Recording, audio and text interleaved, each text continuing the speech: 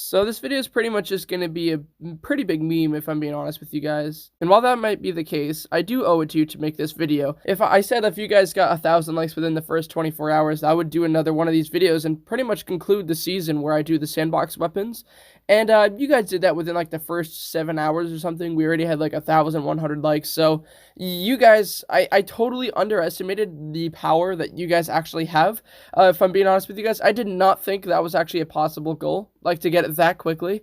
And you guys absolutely shredded it. So thank you so much. Now in this video, I'm going to be pretty much concluding the series where I do the sandbox weapons. No, I probably am not going to finish up the entire series where I upgrade a weapon to mythical, because it's pretty much the most popular series that I've done on my channel. So I'm not going to conclude the series, but if this video gets 1.5 thousand likes sometime in the future, it doesn't have to be within the first day, it doesn't have to be within the first week or month or whatever. If it just eventually hits 1.5 thousand likes, I'll do another one of these videos. Now to conclude the season, guys, I made the Cupid's bow mythical, and let's go ahead and take a look at it.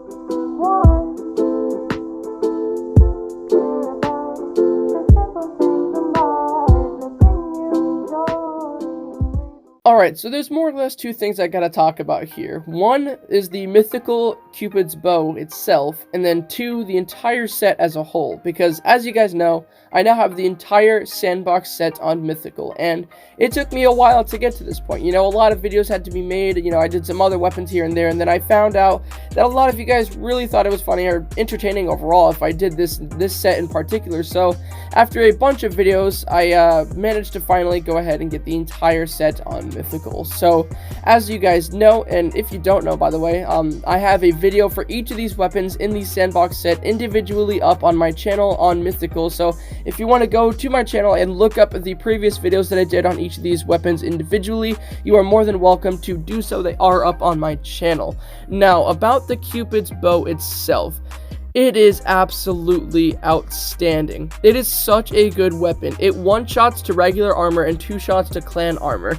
And of course, that means it one-shots with no armor, of course. So, obviously, this weapon is insane, like I just said. And a lot of you guys already knew that, because I've been getting comments about this weapon in my comment section for a while now, and a lot of you guys really wanted me to do this. And at first, I didn't really know why, and then I did it, and I found out why.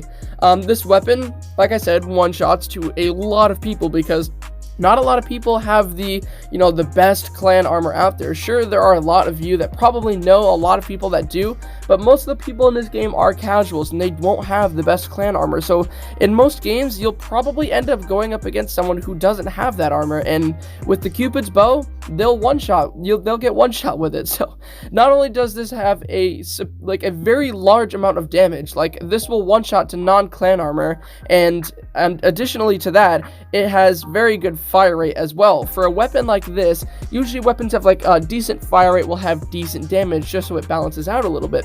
But with this weapon, it actually one-shots and has a pretty decent fire rate as well. It's easy to control, and you can actually see exactly when you're going to shoot, when the arrow actually goes into the bow. So that's really useful for timing your shots. Oh, and with timing, you don't really have to worry about aiming in a different direction where the person actually is, because it doesn't have travel time. You can just shoot, and as soon as you do, it goes directly to where you're aiming at. So there's that. That's a major plus. So if you ever shoot at someone, it'll get to them right away and probably one-shot them, because not a lot of people in public games will have clan armor. You'll see here in deathmatch specifically, there are quite a few people who have it, but in a lot of the duel games I went to, they actually got one-shot, and some of them even got one-shot by my snowball. So I wonder if they buffed that or not, because before it didn't one-shot. So I'm a little bit wondering about that now, but I don't know for sure. So in addition to this thing having really good damage, really good fire rate, and like no travel time at all, it also works pretty well with 3-cat spam to my knowledge. It doesn't have delays, as far as I know. I could be wrong about that, but I've seen some gameplay with it. I didn't actually test it out for this video, but because I'm not really talking about 3-cat spam in this video, I'm just talking about its potential as a weapon. So maybe it can 3-cat spam. I'm pretty sure it can, because it doesn't have delay or anything like that. But if I'm wrong, let me know down in the comments. I could be totally off on that. But as far as I know, it does work well for 3-cat spam, and it'll work even better for private games than it does for public games, because in private matches with no armor games, you can one-shot them so easily. If they're wearing clan armor, you won't get one-shot, obviously, but in no armor games, you might actually like, you know, be able to use it as a weapon normally, because it doesn't have travel time, it has pretty good ammo, its fire rate's pretty decent, and its damage is nuts. It'll one-shot them, and that's just really, really insane, especially for a weapon like this. And additionally, this thing has area damage. Now, the area damage effect isn't too large. It's not like very, very significant or anything like that, but it's definitely noticeable. You can tell when there's the area damage effect actually happening, but sometimes it's not very noticeable. Sometimes you'll be able to shoot and it'll seem close, but it won't actually do any area damage because, well, the area of effect isn't actually that big. It's not big at all. It's actually pretty small for a weapon that claims area damage. So for this, it does have area damage, but it's more useful specifically in deathmatch games. In no armor 1v1 or something like that, it won't really be that useful, especially on pools. But for games like deathmatch, and especially if you're above the map, like using the jetpack or something, that's more when you'll be able to actually tell that it's there. And here you can see in this clip is when I actually finished up the entire set, sorry, voice crack there, the entire set on Mythical. And as you guys can probably tell from my voice, I've got a little bit of issues going on with my voice right now. It's probably because I did a Yandere stream that lasted for like 4 hours, or not a Yandere, I did a Doki Doki stream that lasted for like 4 hours, and I was reading so much, so my voice is kind of killed from that, so sorry about that if you guys can tell, but my throat kind of hurts and my voice has been a little bit bad, so I'm sorry if you guys are able to tell that. But anyway, now I want to talk a little bit about the entire set as a whole, because I just finished up talking about the actual Cupid's bow. It's insane. It's great. Now, what about the entire set? Because now I have the entire set of mythical weapons from Sandbox completely on Mythical, all of them. And to be honest, some of them are worth it and some of them aren't. Again, all of the videos about each of the weapons individually are up on my channel, but if you guys want to know a little bit about each of them, I'll give you a brief description. The balloon cannon is pretty good. It'll do a lot of damage, but you have to be really, really close because the travel time is very, very significant with that weapon. It takes a very long time for the bullet to travel to the point where you can almost outrun it. It's really, really slow, but the damage is decent, so I would probably give that thing about a 4 or 5 out of 10. It's decent, it's balanced, especially for Mythical. If it would do a lot of damage and not have a lot of travel time, at that point it would just be pretty overpowered. Now, additionally, that weapon does have a pretty slow fire rate, so it might be a little bit more low than I rated it as, but overall it's not too bad.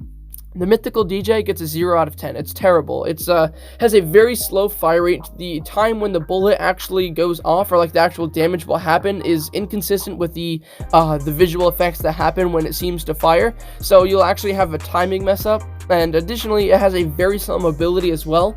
So whenever you're using it, it just feels like you're moving at the speed of a snail. The flowers are also very, very bad. The fire rate is pretty bad, and the mobility I think is average, or maybe it's low. I can't really remember, but I'll give that a 3 out of 10. The damage is really not that good, and the fire rate is super slow.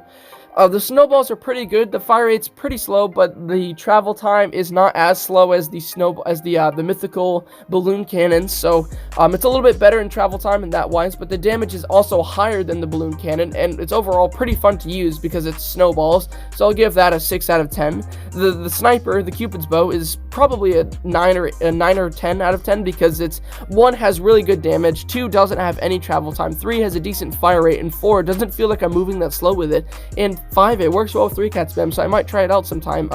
So I gotta give that a probably 9 or 10 out of 10.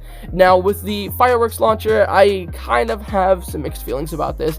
1, it's really cool because boom, fireworks, haha, funny, but at the same time, it's the fireworks launcher, and it does no damage. The damage is very, very bad. The fire rate's good, but it has no damage. And in addition to having like no damage, there's also not that much ammo, so you run out of ammo really, really fast, especially since it has a fast fire rate. So overall, I'd give the entire set probably like a 5 out of 10 because there are some good ones in there and they are kind of fun to use, but I think more than anything, I just have these because of the, you know, the flex rights of it. I mean, it's a pretty good flex to have all of them. But yeah, I just want to thank you guys pretty much for supporting the series and pretty much liking all these videos. It's been doing really, really crazy, and without you guys, I probably wouldn't have done this series. So if you guys enjoyed this series, let me know what you guys would want me to do next. So thank you all so much for watching this video, and yeah, I'll see you guys all next time. Peace.